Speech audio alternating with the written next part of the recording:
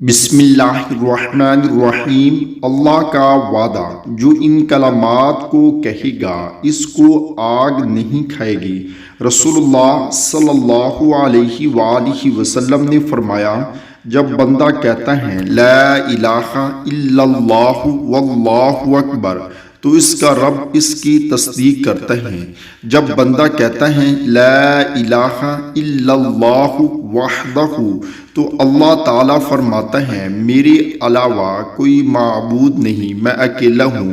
جب بندہ کہتا ہے لا الہ الا اللہ لہ الملک ولہ الحمد تو اللہ تعالیٰ فرماتا ہے میرے علاوہ کوئی معبود نہیں، میرے لیے ہی بادشاہی ہے اور میرے لیے ہی ہر قسم کی تعریف ہے۔